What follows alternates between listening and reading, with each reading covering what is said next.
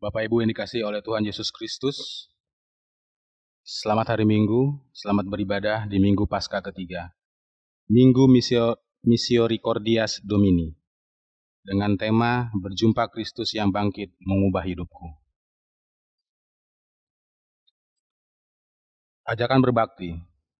Jemaat Tuhan, walaupun kita pada saat ini ada di rumah masing-masing, namun kita meyakini bahwa melalui ibadah saat ini, kita dipersatukan dan mengalami persekutuan dengan Kristus yang telah bangkit. Kita bersyukur kepada Allah atas anugerah keselamatan melalui kebangkitan Kristus. Kuasa kebangkitannya memampukan kita untuk menghadapi berbagai peristiwa, baik suka maupun duka. Kuasa kebangkitannya menolong dan melengkapi kita untuk menjadi saksi-saksinya di tengah dunia. Untuk itu mari kita memuji dan memuliakan nama Tuhan. Jemaat diundang bangkit berdiri. Kita menyambut dari nyanyian pembuka dari PKJ 209, bait 1 dan 2.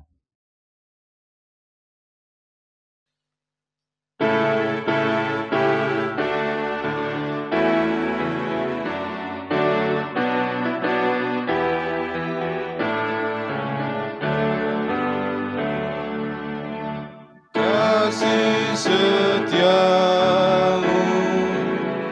sungguh lebih baik, lebih berharga dari hidupku. Maka bibirku megahkan Kau, kasih setiamu sungguh lebih baik. Seumur hidup ku puji Engkau, ku naikkan doa dalam namamu. Kasih setiamu lebih berharga dan lebih baik dari hidupku.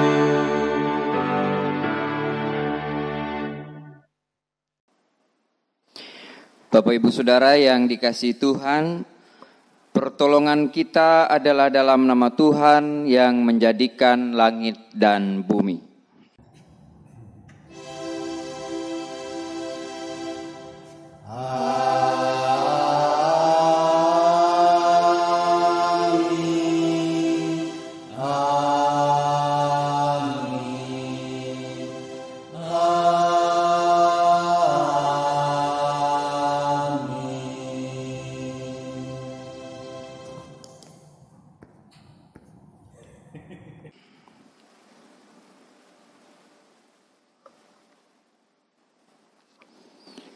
Salam sejahtera bagi saudara yang datang kepada Tuhan. Kasih karunia dan damai sejahtera dari Tuhan kita Yesus Kristus yang bangkit menyertai saudara-saudara.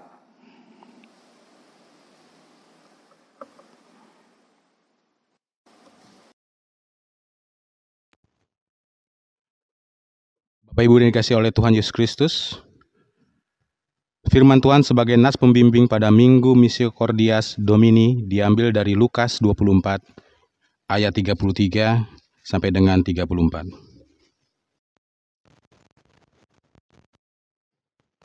Lalu bangunlah mereka dan terus kembali ke Yerusalem. Di situ mereka mendapati ke-11 murid itu. Mereka sedang berkumpul bersama-sama dengan teman-teman mereka. Kata mereka itu, sesungguhnya Tuhan telah bangkit dan telah menampakkan diri kepada Simon. Demikianlah sabda Tuhan.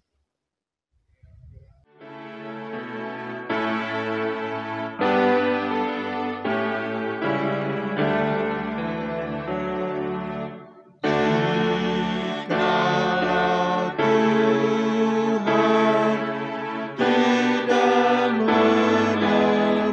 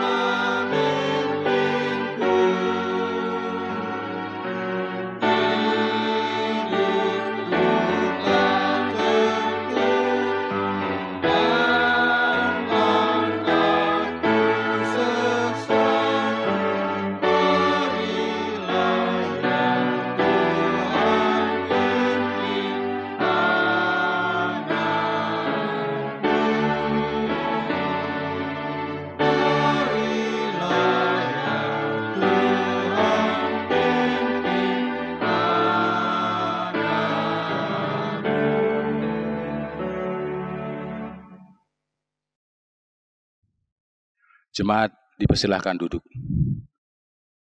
Litani Misericordias Domini. Aku hendak menyanyikan kasih setia Tuhan selama-lamanya. Kami bersukacita karena kasih setiamu ya Tuhan.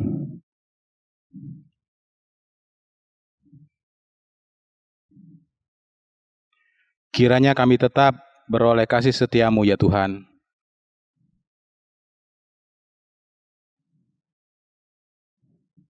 Terpujilah Engkau ya Allah, kasih setiamu kekal untuk selama-lamanya. Amin. Kita sambut dengan nyanyian jemaat PKJ 275, Perintah Baru.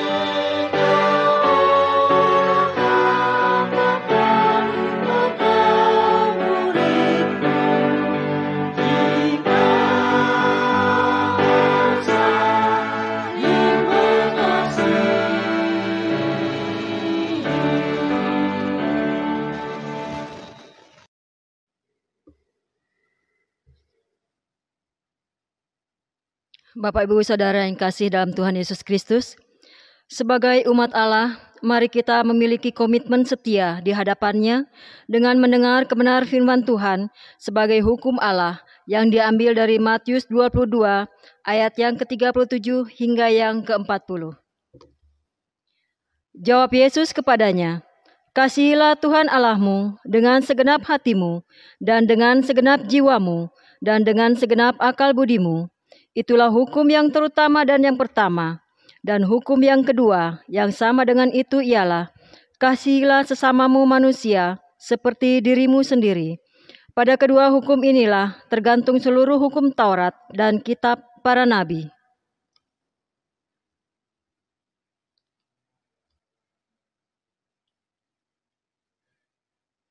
Marilah kita mengaku dosa di hadapan Tuhan Allah kita, diawali dengan pengakuan dosa secara pribadi.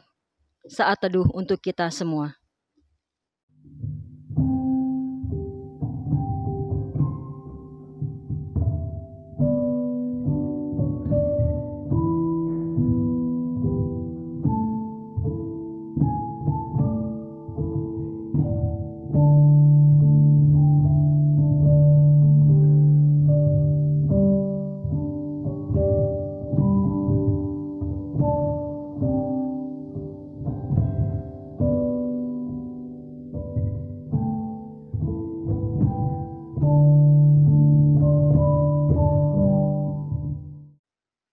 Mari kita mengaku dosa secara litani.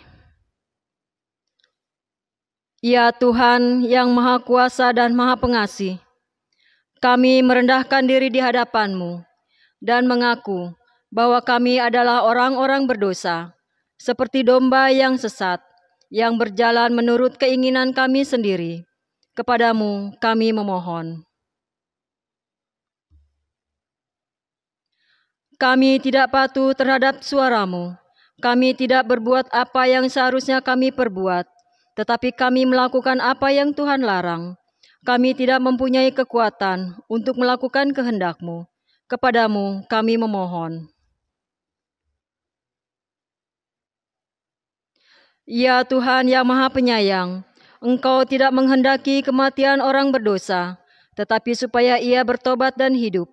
Sebab itu dengan percaya kepada Yesus Kristus, Gembala yang baik, yang telah menyerahkan nyawanya, pengganti segala domba, dan yang telah bangkit serta menang atas maut, kami berseru dan memohon kepadamu. Ya Tuhan, ampunilah segala dosa kami, kuatkanlah kami di dalam kasih setia-Mu, supaya kami dapat hidup menurut firman-Mu. Amin. Kita sambut dengan pujian dari PKJ 46, bait yang pertama dan yang kedua, dari Kungkungan Duka Kelam.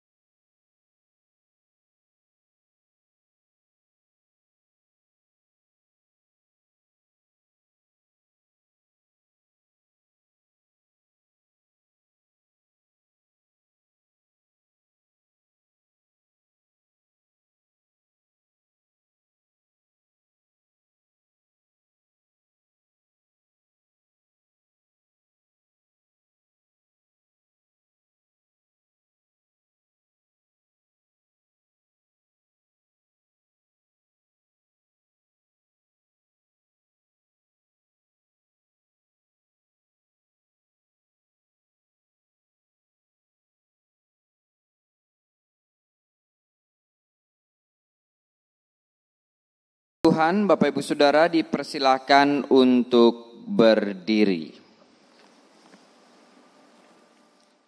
Dengarlah berita anugerah pengampunan yang berkenan mengampuni dosa kita dari Mazmur pasal 103 ayat 8 sampai dengan yang ke-14. Tuhan adalah penyayang dan pengasih, panjang sabar dan berlimpah kasih setia. Tidak selalu ia menuntut dan tidak selamanya ia mendendam. Tidak dilakukannya kepada kita setimpal dengan dosa kita, dan tidak dibalasnya kepada kita setimpal dengan kesalahan kita. Tetapi setinggi langit di atas bumi, demikianlah besarnya kasih setianya atas orang-orang yang takut akan Dia. Sejauh timur dari barat, demikian dijauhkannya daripada kita pelanggaran kita. Seperti Bapa sayang kepada anak-anaknya, demikian Tuhan sayang kepada orang-orang yang takut akan Dia. Sebab Dia sendiri tahu apa kita. Dia ingat bahwa kita ini debu. Dalam nama Allah Bapa, Putra dan Roh Kudus, kami beritakan kepada saudara-saudara yang dengan tulus ikhlas mengaku dosa di hadirat Allah, serta mencari keselamatannya hanya kepada Yesus Kristus, bahwa Allah mengampuni dosanya. Demikianlah berita anugerah dari Tuhan.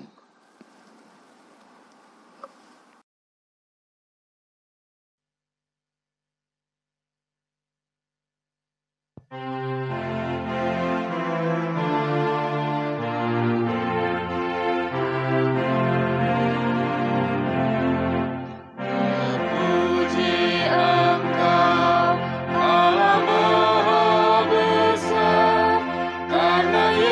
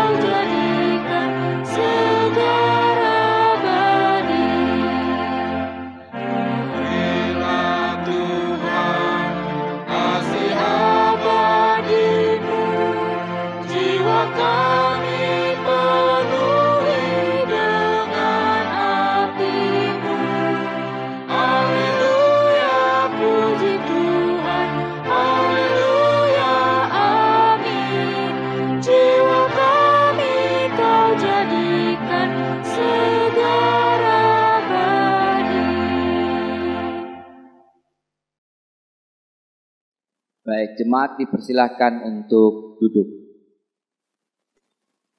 Kita akan bersama-sama membaca dan merenungkan firman Tuhan. Dan pemberitaan firman Tuhan di minggu ini diambil dari Lukas pasal 24 ayat 13 sampai dengan 35. Lukas 24 ayat 13 sampai dengan 35.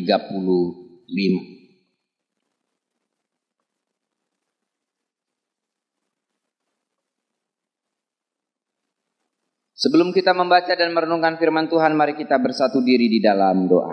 Mari kita berdoa.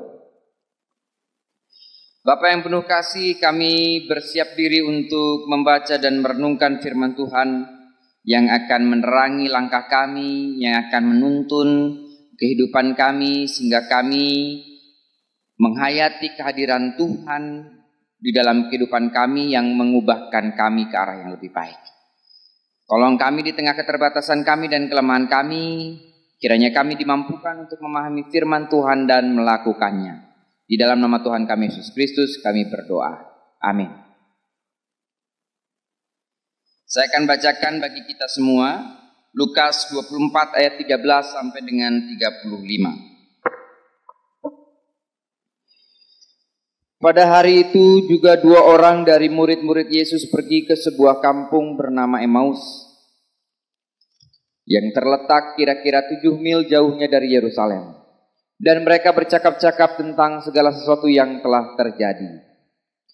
Ketika mereka sedang bercakap-cakap dan bertukar pikiran, datanglah Yesus sendiri mendekati mereka, lalu berjalan bersama-sama dengan mereka. Tetapi ada sesuatu yang menghalangi mata mereka, sehingga mereka tidak dapat mengenal Dia. Yesus berkata kepada mereka, "Apakah yang kamu percakapkan sementara kamu berjalan?" Maka berhentilah mereka dengan muka muram. Seorang dari mereka namanya Kleopas menjawabnya, "Adakah engkau satu-satunya orang asing di Yerusalem yang tidak tahu apa yang terjadi di situ pada hari-hari belakangan ini?" Katanya kepada mereka, "Apakah itu?" Jawab mereka, "Apa yang terjadi dengan Yesus orang Nazaret? Dia adalah seorang nabi yang berkuasa dalam pekerjaan dan perkataan di hadapan Allah dan di depan seluruh bangsa kami. Tetapi imam-imam kepala dan pemimpin-pemimpin kami telah menyerahkan dia untuk dihukum mati, dan mereka telah menyalibkannya. Padahal kami dulu mengharapkan bahwa dialah yang datang untuk membebaskan bangsa Israel. Tetapi sementara itu telah lewat 3 hari sejak semuanya itu terjadi. Tetapi beberapa perempuan dari kalangan kami telah mengejutkan kami. Pagi-pagi buta mereka telah pergi ke kubur dan tidak menemukan mayatnya. Lalu mereka datang dengan berita bahwa telah kelihatan kepada mereka malaikat-malaikat yang mengatakan bahwa ia hidup. Dan beberapa teman kami telah pergi ke kubur itu dan mendapati bahwa memang benar yang dikatakan perempuan-perempuan itu. Tetapi dia tidak mereka lihat. Lalu ia berkata kepada mereka, "Hai kamu orang bodoh, betapa lambannya hatimu sehingga kamu tidak percaya segala sesuatu yang telah dikatakan para nabi. Bukankah Mesias harus menderita semuanya itu untuk masuk ke dalam kemuliaannya?" Lalu ia menjelaskan kepada mereka apa yang tertulis tentang dia dalam seluruh kitab suci, mulai dari kitab-kitab Musa dan segala kitab nabi-nabi. Mereka mendekati kampung yang mereka tuju, lalu ia berbuat seolah-olah hendak meneruskan perjalanannya. Tetapi mereka sangat mendesaknya, katanya, "Tinggallah bersama-sama dengan kami, sebab hari telah menjelang malam dan matahari hampir terbenam." Lalu masuklah ia untuk tinggal bersama-sama dengan mereka. Waktu ia duduk makan dengan mereka, ia mengambil roti, mengucap berkat, lalu memecah-mecahkannya dan memberikannya kepada mereka. Ketika itu terbukalah mata mereka dan mereka pun mengenal dia. Tetapi ia lenyap di tengah-tengah mereka. Kata mereka seorang kepada yang lain, "Bukankah hati kita berkobar-kobar ketika ia berbicara dengan kita di tengah jalan dan ketika ia menerangkan kitab suci kepada kita?" Lalu bangunlah mereka dan terus kembali ke Yerusalem. Di situ mereka mendapati ke-11 murid itu. Mereka sedang berkumpul bersama-sama dengan teman-teman mereka. Kata mereka itu, "Sesungguhnya Tuhan telah bangkit dan telah menampakkan diri kepada Simon." Lalu kedua orang itu pun menceritakan apa yang terjadi di tengah jalan dan bagaimana mereka mengenal dia pada waktu ia memecah-mecahkan roti. Demikian firman Tuhan, berbahagialah orang yang mendengar firman Tuhan, memeliharanya di dalam hati dan melakukannya dalam kehidupan sehari-hari. Haleluya.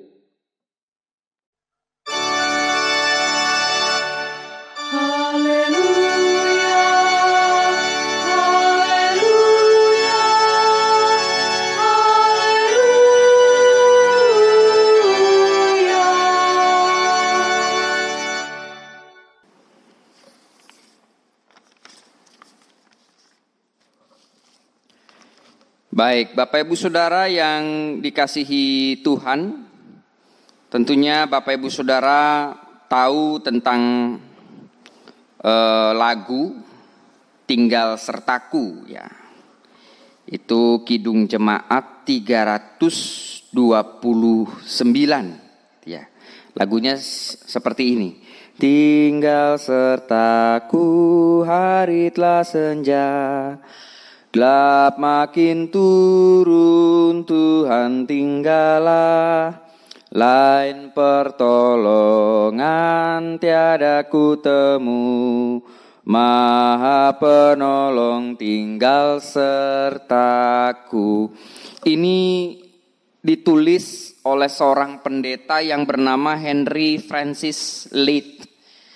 Dia seorang pendeta, namun pada saat itu kena penyakit TBC yang tidak ada obatnya, ya. Sempat putus asa, kehidupannya tertekan, tanpa harapan, gitu ya. Namun dia benar-benar menghayati perjumpaan dengan Kristus yang hadir di tengah-tengah kondisi sakitnya itu, ketika dia buka Lukas pasal 24 ayat 29. Itu tadi kita sempat baca ya. Ayat 29 di situ diungkapkan, tinggallah bersama-sama dengan kami, matahari menjelang malam, matahari hampir terbenam. Memahami satu ayat tersebut, Henry menghayati kehadiran Tuhan yang hadir dalam kondisi dia yang payah pada saat itu. Lalu kemudian terciptalah lagu ataupun musik ini. Nah, Bapak Ibu Saudara yang dikasih Tuhan, pada bagian yang kita baca pada saat ini, kita melihat ada dua orang murid Kristus yang mengalami perjumpaan dengan Tuhan Yesus ketika dia ataupun mereka berjalan ke Emmaus, ya. Jadi diungkapkan dua murid Yesus pergi ke sebuah kampung bernama Emmaus, dan di sini diperkirakan jaraknya 7 mil ya. Kemudian mereka bercakap-cakap tentang hal yang terjadi, dan percakapannya itu tentunya tentang Tuhan Yesus yang mati, yang juga bangkit gitu kan. Walaupun mereka pada saat itu belum memahami, memaknai Tuhan Yesus itu bangkit.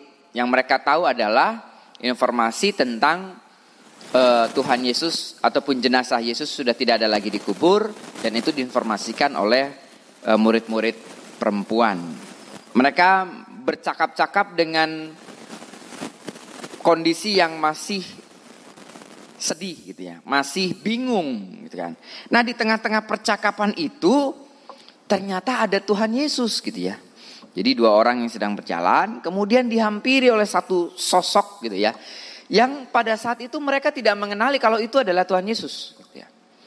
Jadi Tuhan Yesus datang di tengah dua orang yang berjalan itu, ikut dalam perjalanan jadi 3 orang, sambil menanya ataupun bertanya kepada dua orang tersebut, kalian ini sedang membicarakan apa gitu ya. Terus kemudian ada percakapan di sana dengan murid-murid itu tidak bisa mengenali Yesus gitu ya. Kemudian dijelaskan oleh murid-murid, ini loh, masa kamu nggak tahu sih gitu ya, kalau saya bahasakan ya, masa sih kamu nggak tahu fenomena peristiwa yang besar yang baru saja terjadi, ini tentang Yesus dari orang Nazaret gitu ya. Jadi murid ini malah menjelaskan kondisi tertentu tentang Yesus kepada diri Yesus gitu ya. Ini ada sesuatu tentang Yesus orang Nazaret yang berkuasa dalam pekerjaannya, dalam perkataannya. Namun imam-imam, para penguasa menghukum Tuhan Yesus, menghukum Yesus gitu ya. Disalibkan.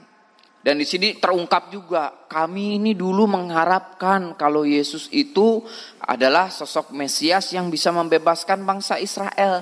Nah, di sini kelihatan Bapak Ibu Saudara, kalau dua murid ini masih memahami Yesus itu sebagai Mesias politis. Mesias yang hendak ingin dipahami bisa menggulingkan pemerintahan Romawi dari sisi politik gitu ya. Dan di sini diungkapkan harapan kami gitu ya. Kalau dia itu membebaskan Israel dari Romawi. Namun diceritakan juga bagaimana perempuan-perempuan ke kubur Yesus pagi-pagi menemukan jenazah ataupun menemukan kubur kosong dengan jenazah Yesus yang tidak ada, dan itu dipercakapkan. Di sana kita melihat Yesus dengan tenang mendengar percakapan, mendengar keluh kesah yang disampaikan oleh dua orang yang berjalan tadi. Sampai ada satu titik gitu ya, Tuhan Yesus baru memberikan tuntunan untuk bisa menyatakan dirinya siapa. Kemudian di sini Yesus mengungkapkan, "Hei kamu orang bodoh, betapa lambannya hatimu sehingga kamu tidak percaya." Sampai pada saat ini murid-murid ataupun dua orang tadi masih belum memahami gitu ya. Siapa yang diajak bicara gitu kan. Kemudian dijelaskan juga kalau sosok Yesus ini justru memberitahukan tentang nubuatan nabi-nabi ya, kalau Mesias memang harus begitu gitu ya. Mesias itu harus menderita dulu baru dia mendapatkan kemuliaan. Kemudian di situ mereka mendengarkan Yesus gitu ya. Walaupun sekali lagi masih belum memahami siapa orang itu gitu yang berbicara seperti itu kepada mereka. Kemudian di sini juga diungkapkan sosok ini gitu ya, ataupun yang pada saat itu digambarkan orang asing gitu ya, juga menceritakan tentang isi kitab suci kepada dua orang ini gitu ya. Dan di sana ketika matahari mulai terbenam, Yesus seolah-olah ingin meninggalkan mereka gitu kan. Namun di sini memang ada tradisi, dalam tradisi Israel, kalau sudah kemalaman, kalau ada orang asing yang kemalaman gitu ya.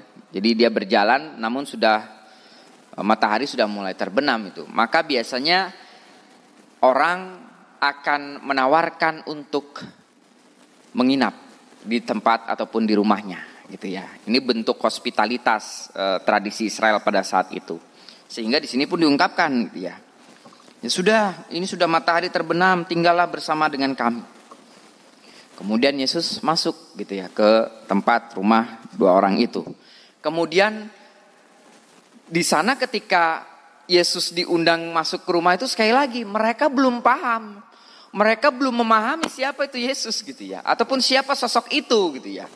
Sampai di sini ketika Yesus duduk, kemudian dia mengambil roti, dia memecah-mecahkannya, kemudian memberikan kepada mereka, baru di sana dua orang ini memahami, oh bukankah ketika dia menceritakan tentang kitab suci hati kita berkobar-kobar gitu ya.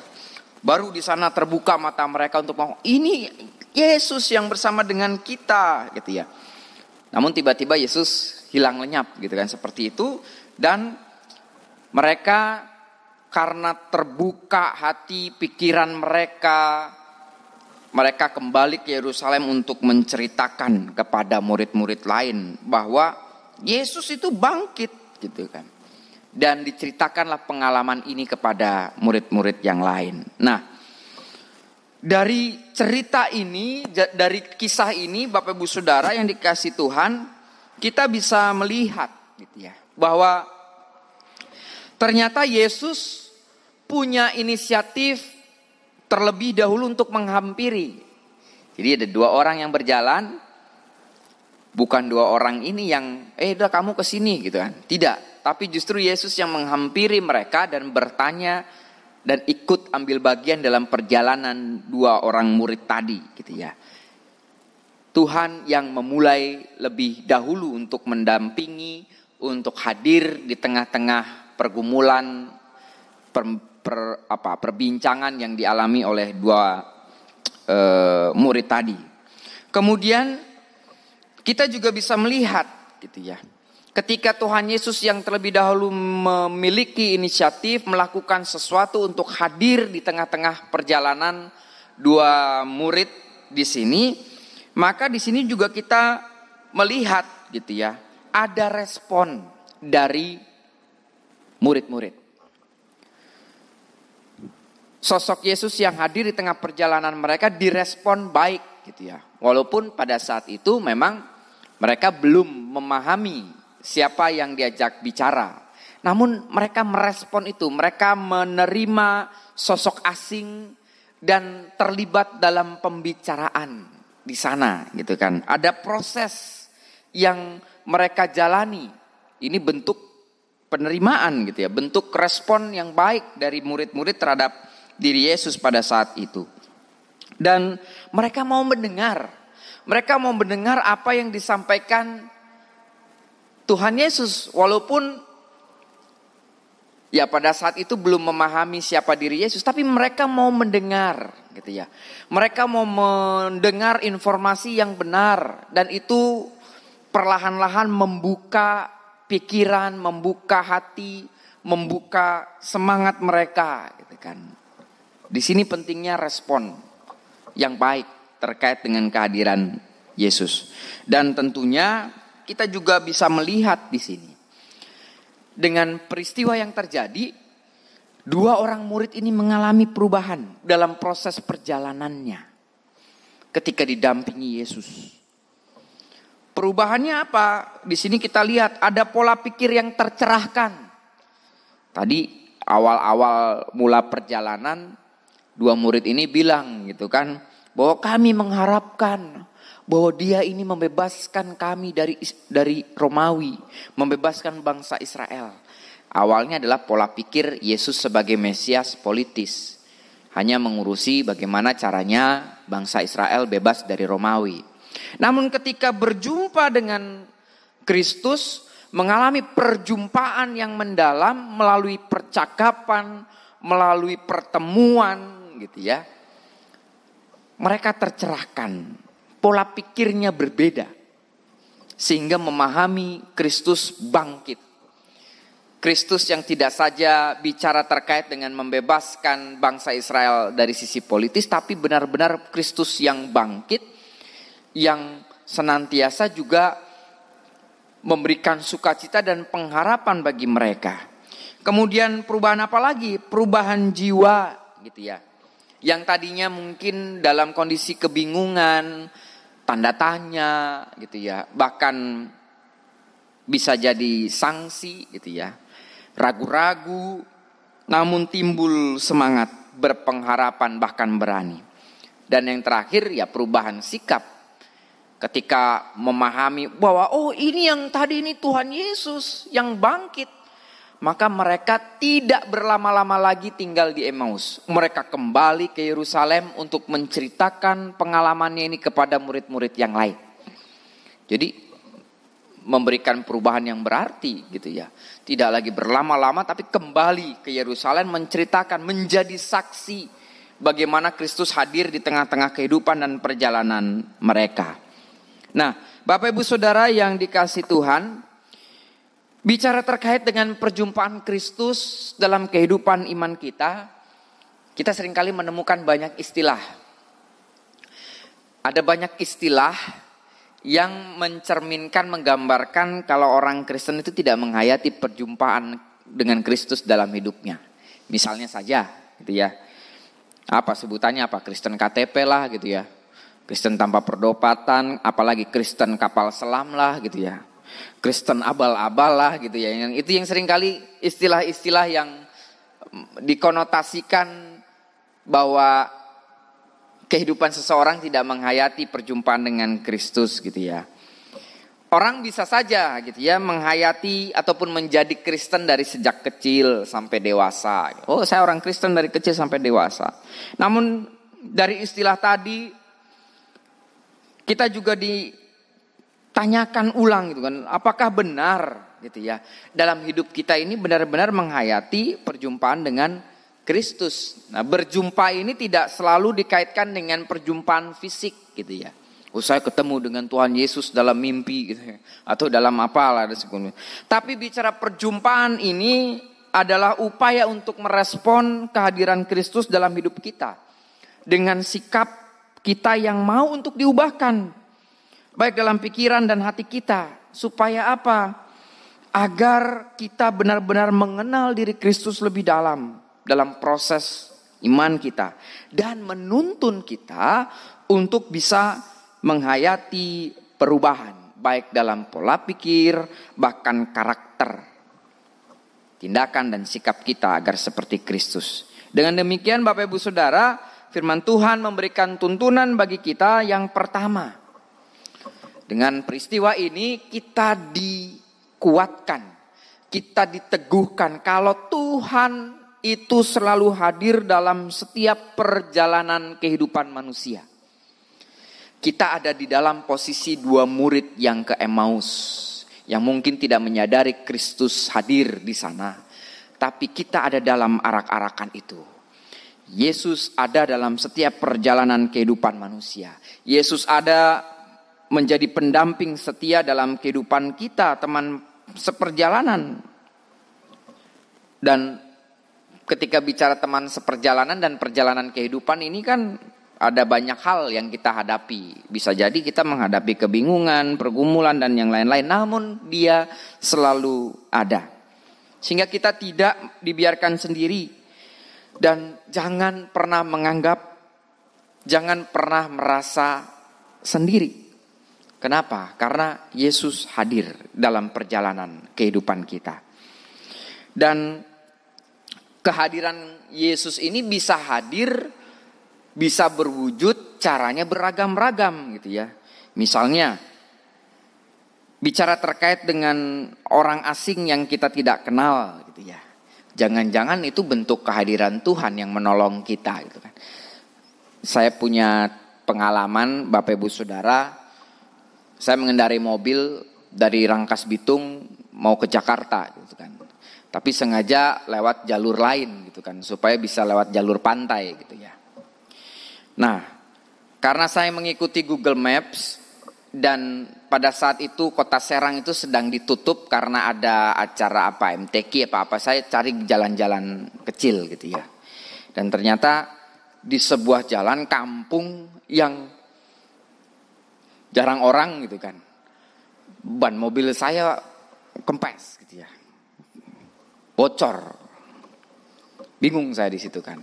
Ya paling enggak ya saya ganti sendiri gitu ya. Habis itu saya melipir, kemudian saya coba ganti sendiri, saya buka ban serep dan yang lain-lain. Ternyata ada orang-orang muda di sana ngebantu. Oh iya sudah, syukur deh kalau ada yang ngebantu gitu ya. Terus kemudian dibantuin tuh ya, dipasangin bannya, terus dibukain segala macam gitu kan. Dan menarik. Lalu sebagai ucapan terima kasih gitu ya, saya sepakat dengan istri saya waktu itu, udah kita kasih aja deh, lumayan buat jajan segala macam gitu ya. Pas kita kasih, mereka bilang apa? Tidak Pak, kami ikhlas nolong Bapak, tidak perlu Bapak berikan uang kepada kami, biarkan ini jadi pahala kami. Itu, jadi masih ada orang yang melakukan itu dengan tulus gitu ya. Ya bisa saja ada hal-hal yang mungkin jahat terjadi, namun di situ saya memahami gitu kan. Ternyata Tuhan juga hadir berjumpa dengan saya, dia hadir mendampingi perjalanan saya gitu ya. Melalui orang lain yang senantiasa ada menolong, yang senantiasa memberikan bela rasa. Nah, kita juga diingatkan ke sana. Jangan-jangan kita juga punya pengalaman seperti itu. Maka kita diajak untuk menggali pengalaman-pengalaman Bapak Ibu Saudara. Setiap pengalaman yang ada, baik itu bisa jadi pengalaman yang baik ataupun yang dipandang buruk.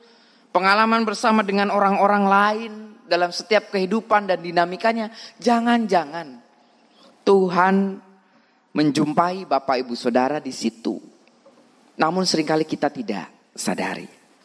Kemudian Bapak Ibu Saudara, yang kedua kita diajak merespon inisiatif Tuhan. Diajak menanggapi inisiatif dari Tuhan. Tuhan lebih dulu menghampiri kita, hadir. Ya kita respon dong gitu ya. Namun kadang yang terjadi sebaliknya. Kita seringkali menutup telinga gitu ya. Telinga kita tebal nih, ketutup apa nggak tahu gitu ya. Padahal Tuhan sudah senantiasa memberikan tuntunannya. Hati kita masih tertutup gitu. Kalau dikaitkan dengan Paskah gitu ya. Hati kita masih tertutup dengan batu besar gitu ya. Sudah tertutup dengan batu besar dipelihara juga gitu ya. Batu besarnya apa? Bicara kekecewaan, marah, sakit hati, resah, patah semangat, putus asa dan yang lain-lain. Kubur Yesus aja sudah terbuka gitu ya. Ya kan Bapak Ibu Saudara, batu besar di kubur kosong itu sudah terbuka. Kita jangan menyimpan batu yang menutupi hati kita sehingga kita tidak menghayati, bahkan tidak bisa merespon apa yang dilakukan Tuhan. Kemudian yang ketiga, kita diajak untuk menghayati perjumpaan dengan Tuhan itu yang senantiasa akan mengubahkan hidup kita, pola pikir kita, karakter kita. Ada lagu kan juga gitu ya, perubahan besar di kehidupanku sejak Yesus di hatiku. Diharapkan bukan sekedar hanya jadi lagu, tapi benar-benar dihayati. Agar kita menghayati benar-benar kita ini berjumpa dalam tanda kutip dengan Kristus dan mengubahkan kehidupan kita, perilaku kita. Thomas Kempis, seorang teolog, mengungkapkan hidup orang Kristen adalah imitasi Kristus. Itu dalam judul bukunya Imitatio of Christo. Jadi orang Kristen itu adalah tiruannya Yesus. Dan itu harus diperjuangkan. Itu harus senantiasa dihayati. Nah, Bapak Ibu Saudara yang dikasih Tuhan, perubahan tatanan kehidupan bersama agar lebih baik tentunya ya dimulai dari diri kita sendiri. Kita jangan dulu nunjuk orang lain begitu ya. Kadang kita sering ini nunjuk orang lain ini ya. Namun kita lebih justru menunjuk diri kita sendiri. Kita tanya diri kita sendiri. Kita sudah belum berupaya untuk hidup benar. Kita sudah belum senantiasa menghayati perjumpaan dengan Kristus sehingga mengalami perubahan-perubahan dalam kehidupan kita. Jadi seringkali kita gampangnya justru malah ngelihat orang lain dulu gitu kan. Tapi lihat diri kita dulu gitu kan. Tuhan Yesus kan pernah mengungkapkan gitu kan. Engkau bisa melihat selumbar di mata saudaramu. Sedangkan balok di dalam matamu tidak engkau ketahui. Ya, hati-hati ini gitu ya. Mari Bapak Ibu Saudara, kita menghayati perjumpaan kita dengan Kristus setiap hari dalam kehidupan kita. Agar kita senantiasa terus diubahkan. Agar kita bisa menjadi juga agen perubahan dalam tatanan kehidupan kita. Seringkali kita berharap orang lain berubah. Seringkali kita berharap kehidupan ini ataupun relasi berubah. Namun ketika itu tidak dimulai dari diri kita sendiri, bagaimana perubahan itu senantiasa bisa terjadi? Mari kita hayati perjumpaan dengan Kristus yang mengubahkan kehidupan kita menjadi lebih baik. Tuhan Yesus memberkati kita. Amin.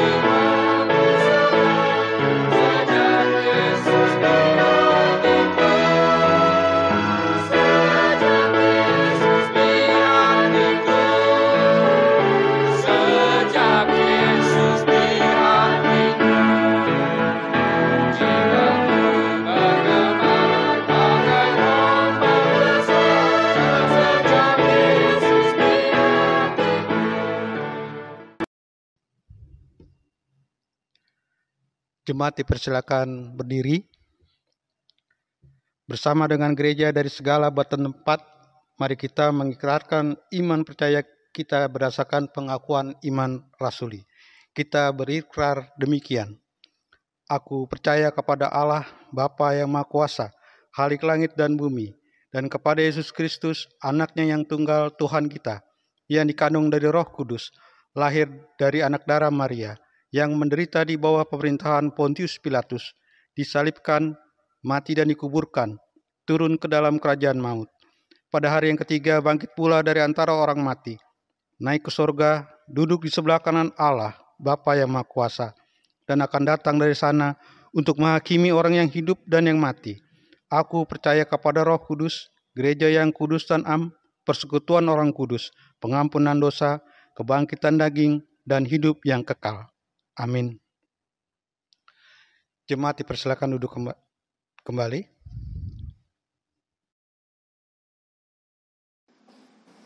Mari Bapak Ibu Saudara, kita bersatu hati dalam doa syafaat. Mari kita berdoa. Bapa yang penuh kasih, kami sungguh menghayati firman Tuhan yang meneguhkan kami bahwa Tuhan ada dalam setiap perjalanan kehidupan kami. Tuhan mendampingi sebagai seorang sahabat yang setia mendengarkan apa yang kami rasakan, apa yang kami senantiasa juga ungkapkan. Engkau selalu hadir ya Tuhan. Dan kiranya kami benar-benar menghayati perjumpaan bersama dengan Tuhan. Karena Tuhan mau hadir dalam kehidupan kami, mendampingi kami melewati berbagai macam hal. Dan kiranya perjumpaan dengan Kristus itu dalam setiap kehidupan kami akan mengubahkan kami agar kami semakin menghayati kehadiran Kristus. Agar kehidupan kami semakin diubahkan menjadi serupa dengan Kristus dalam proses kehidupan yang kami jalani. Tuntun kami ya Bapa. Kiranya firman Tuhan yang kami baca dan renungkan ini tidak berlalu dalam kehidupan kami. Namun kami bisa wujud nyatakan dalam pikiran, perkataan, dan perbuatan kami. Bapa yang penuh kasih, kami teringat saudara-saudara kami yang ada dalam kondisi kelemahan fisik karena sakit. Dan dalam perjuangan untuk penyembuhan itu tatkala mereka juga timbul perasaan putus asa, lelah. Namun melalui firman Tuhan kami semua diingatkan bahwa Engkau pun hadir bersama dengan saudara-saudara kami yang ada dalam kondisi kelemahan fisik karena sakit. Tuhan kiranya menjamah memulihkan saudara-saudara kami ini melalui pengobatan perawatan yang dilakukan. Dan Tuhan yang memberikan pengharapan bagi mereka. Kami mau berdoa secara khusus untuk Bapak Agus Marbun, Saudara Abiezer Prawira Daud, Ibu Angelin van der Berg, Bapak Bambang Subogo, Ibu Fortuna Empi, Ibu Hartati, Bapak Yosias Tatontos, Bapak Komarlin Amban, Ibu Kasmina, Bapak Lili Jalimun, Bapak Levi Lasso, Bapak Effendi Panjaitan, Bapak Paulus Rikin, Ibu Mariana Petrus, Ibu Ninik Indrawati, Bapak Sartono, Ibu Suari Dewi, Saudara Supangkat Wibowo, Bapak Suprapto, Bapak Surya Martin, Bapak Usman Pulungan, Bapak Yosua Siwalete, Tuhan yang senantiasa melingkupi dan memberikan semangat bahkan kekuatan dalam mereka bisa menghayati perjalanan kehidupan mereka. Allah yang Maha Kasih, kami juga hendak berdoa ketika kami pun sebagai jemaat merasakan kehilangan sama seperti apa yang dirasakan oleh keluarga besar Bapak Ripanjian. Karena Engkau telah panggil pulang Saudara Agustin Hermawan, anak dari Bapak Ripanjian, dan telah berpulang ke pangkuan Bapa di surga. Ada kehilangan dan duka cita yang mendalam, kesedihan yang dirasakan terlebih oleh keluarga dan orang-orang yang terdekat. Tuhan yang senantiasa melingkupi, memberkati dengan kekuatan dan penghiburan yang sejati, sehingga kesedihan dan duka cita ini tetap senantiasa bisa berproses menjadi sukacita. Dan di situ Allah hadir, senantiasa mendampingi. Allah hadir menjadi sosok yang senantiasa juga hadir mengelola perasaan duka cita dan kesedihan yang ada. Sehingga keluarga akan senantiasa tetap memiliki pengharapan dalam iman percaya kepada Tuhan Yesus. Tuhan yang senantiasa memulihkan kehidupan mereka. Allah yang Maha Kasih, kami juga hendak mendoakan saudara kami yang berulang tahun, baik pribadi ataupun juga pernikahan. Kiranya Tuhan yang senantiasa terus hadir dalam kehidupan mereka mengaruniakan berkat. Dan kiranya kehidupan mereka akan senantiasa terus terpacu untuk memberikan diri yang terbaik bagi kemuliaan nama Tuhan. Begitu pula kami hendak berdoa bagi bangsa dan negara kami, ya Bapa. Kami sebagai jemaat memiliki tugas persekutuan, pelayanan dan kesaksian. Dan itu semua tentunya juga berdampak dalam kehidupan berbangsa dan negara. Terlebih dalam situasi pandemik COVID-19 ini. Kami sebagai jemaat, bahkan pribadi diajak untuk melakukan yang terbaik, agar kondisi ini senantiasa bisa berangsur pulih. Begitu pula pemerintah, karuniakan hikmat kekuatan bagi mereka untuk terus bisa mengupayakan yang terbaik, sehingga bangsa dan negara ini dipulihkan, ya Bapa. Allah yang Maha Kasih, ada banyak hal yang ingin kami sampaikan dalam syafaat ini. Namun kami menyadari keterbatasan kami, dan sungguh kami meyakini Tuhan punya rencana, Tuhan punya kuasa atas kehidupan kami. Ajak kami untuk berserah dan juga melakukan yang terbaik, ya Bapa. Inilah doa kami yang kami naikkan hanya di dalam nama Tuhan kami Yesus Kristus. Dan bersama-sama dengan itu kami akan berdoa seturut dengan doa yang Tuhan Yesus ajarkan kepada kami. Bapa kami yang di surga, dikuduskanlah namamu, datanglah kerajaanmu, jadilah kehendak-Mu di bumi seperti di surga.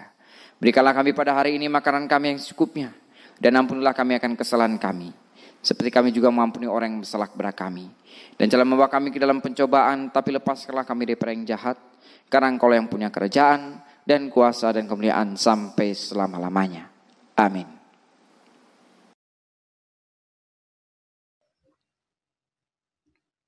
Jemaat yang dikasihi Tuhan, sebagai ungkapan syukur kepada Tuhan, mari kita memberikan persembahan dengan mengingat firman Tuhan dari Kisah Para Rasul pasal 20 ayat yang ke-35.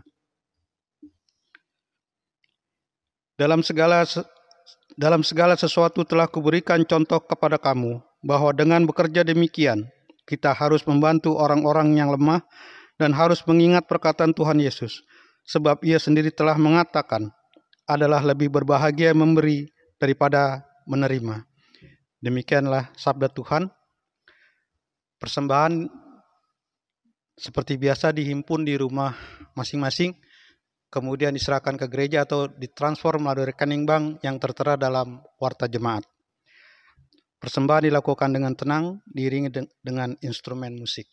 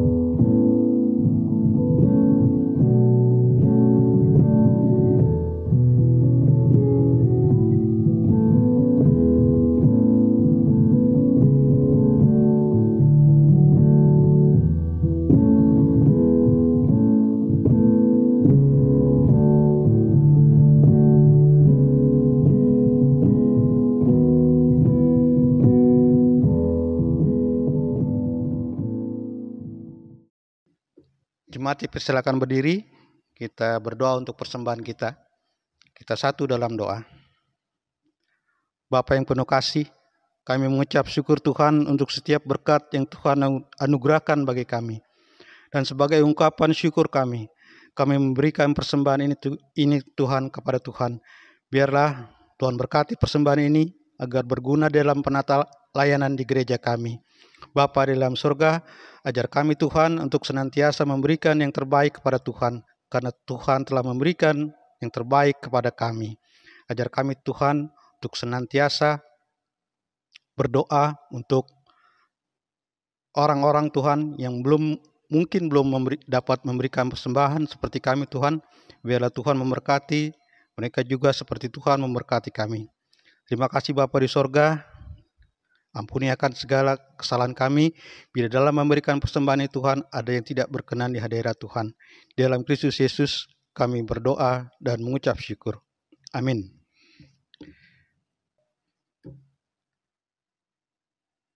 Mari kita bernyanyi persembahan dari NKB 133 bait 1 dan 2. Syukur padamu ya Allah.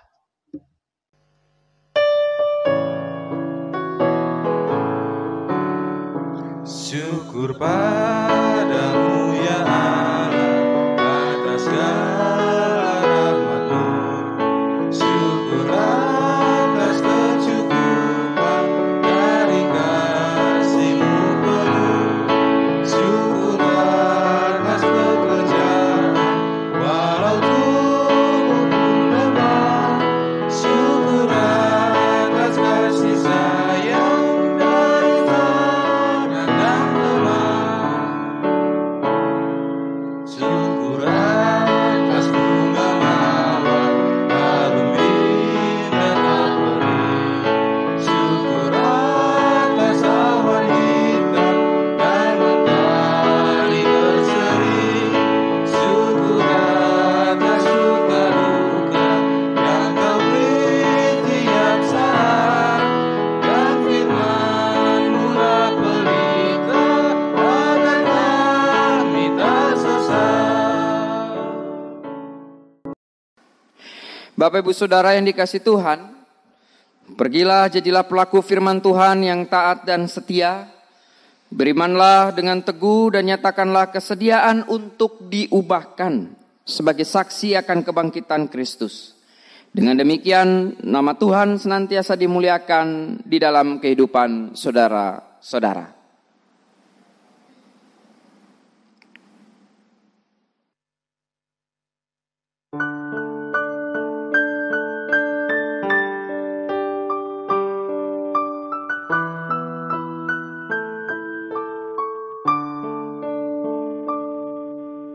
Mulai dari diri sendiri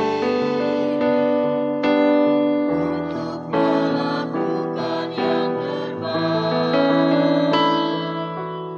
Mulai dari diri sendiri hidup jujur dengan hikmat Tuhan. Tekadku Tuhan mengikutmu selama hidupku,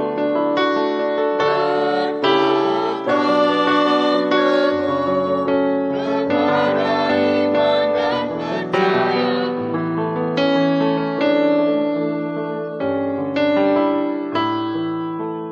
Akan ku mulai dari diriku,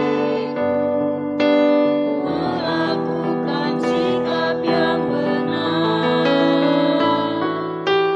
Biarpun kecil dan sederhana, Tuhan dapat membuat jadi besar.